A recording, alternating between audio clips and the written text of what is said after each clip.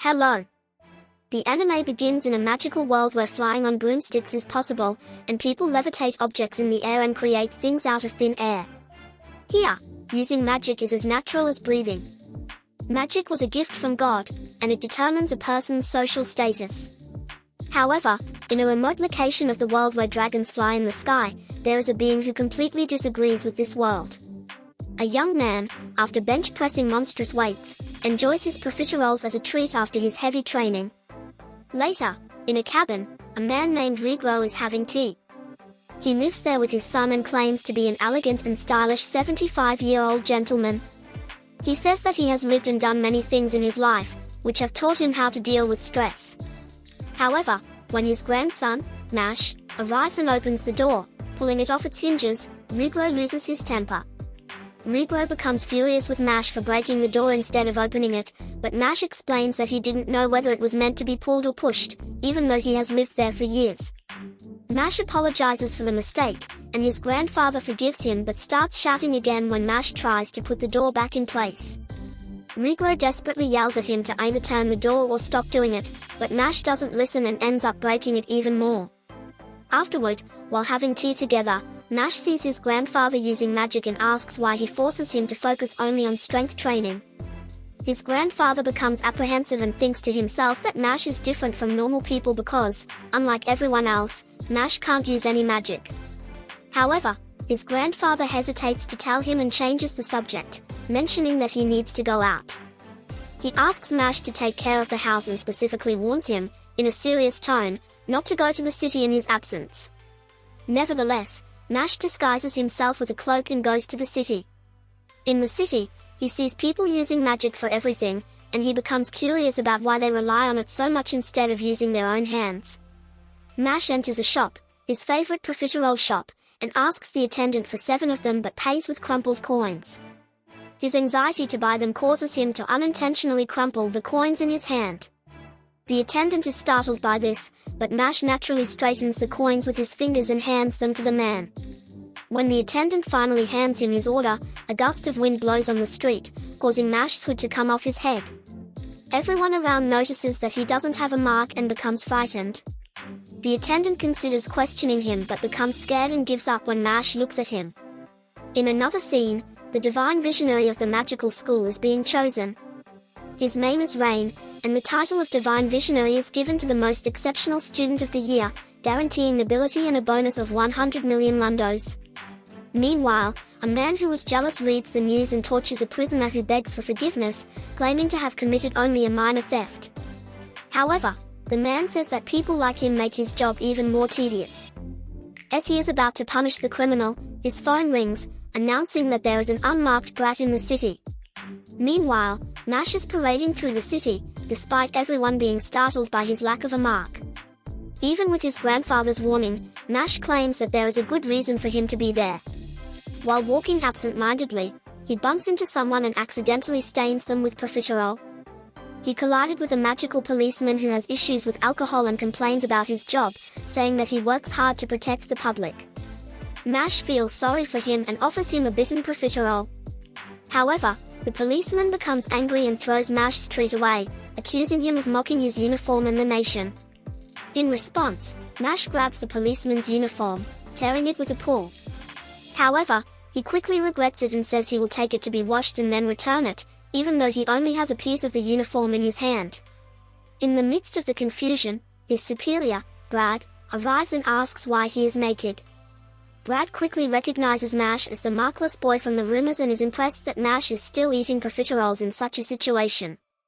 At that moment, Mage's grandfather arrives at an insane speed, grabs him, and runs away with him in his arms, apologizing for his grandson's actions.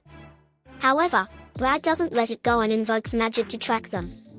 Back at home, Mage's grandfather scolds him severely, saying that even after warning him not to leave the house, he still manages to get into trouble with the police. But seeing Mage's remorse, he decides to forgive him and asks him to repeat the morning's training. Mage hands over the profiteroles, saying that it's his part, and when he threatens to leave through the door, his grandfather remembers the previously broken door and opens it for him. His grandfather thinks to himself how docile Mage is and how easy it is to deal with him without all the rebellion of adolescence. He mentions that he always avoided the city and isolated himself in the forest because of his grandson, but now the magical police know of his existence, and things can get complicated. Looking through the window, the grandfather sees a magically created bird, but by then, it's too late. An explosion destroys one of the walls of their house, and 3 magical policemen appear, searching for Mash. Meanwhile, Mash is in the forest, undergoing his insane training that even impresses the animals. After finishing, he decides to hurry back home to finally eat his beloved profiteroles. Upon arriving, he realizes that there are many people inside his house. Mash overhears Brad talking to his grandfather about children without magic and how the current society is dominated only by magical people, as they have always eliminated those without magic from the root. Brad says that those born without magic have no rights and need to be eliminated.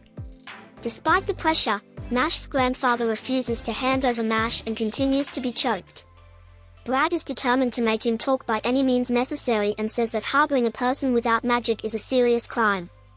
Rigro recalls his life and the discrimination he faced because his magic was weak, and he couldn't achieve great feats in his career. But one day, when he was about to take his own life, he heard the cry of a baby, and that stopped him. When he looks at the baby, he notices that the baby didn't have a mark indicating the use of magic, and he feels that they both have something in common, feeling empathy for the child. After seeing the baby smile, he feels needed for the first time in his life, even without any blood ties. Despite being rejected by the world, he decides to raise the child as his own and protect them. He shouts for Mash to flee, and Brad realizes that Mash might be nearby, so he orders his subordinates to find him. When Brad decides to end old Mash, he smashes the door with a punch, hitting one of the policemen directly. Everyone is impressed by the arrival of the hero. The same city policeman confronts Mash, saying that he will pay for it. For the second time that day, Mash tears his uniform and starts slapping the officer's face, finishing with a well-placed slap that sends the policeman flying. Mash's grandfather asks why he didn't run, and Mash replies that his grandfather is the only family he has and that he would never abandon him. With great confidence, Mash declares that he will send everyone straight to hell. Brad asks what Mash could do, someone who can't even use magic. His subordinate completes the sentence, saying that Brad is someone from the Magic Bureau and an exceptional mage. Brad claims he doesn't even need 3 seconds to finish off Mash and begins to invoke a powerful magic that he used to defeat dragons during his time in the Royal Guard. He launches the magic, causing a huge explosion, but amid the smoke, Mash is completely unharmed. Brad is incredulous as Mash apparently blocked his attack with just a light tap. Mash blocked one of his strongest spells with just a grazing tap. However, Brad doesn't give up and decides to use an even stronger version of the magic. Once again, Mash slaps it away, sending it flying out of the house through the hole in the wall, where it explodes dozens of meters away. Brad doesn't give up and continues to throw more of his spells, but Mash continues to stop them, either using them as volleyball headers or juggling them, even using them as balls to dribble the policemen with incredible skill.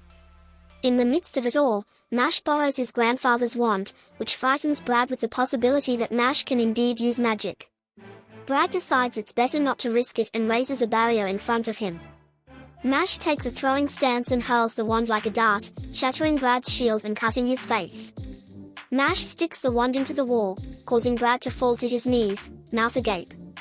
He had never seen anyone use a wand like that before.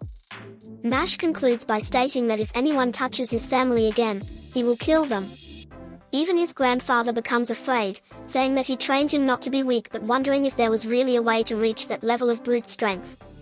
His grandfather still feels hopeless, knowing that even if they run for a while, they would be caught sooner or later. Then Brad proposes an agreement to them.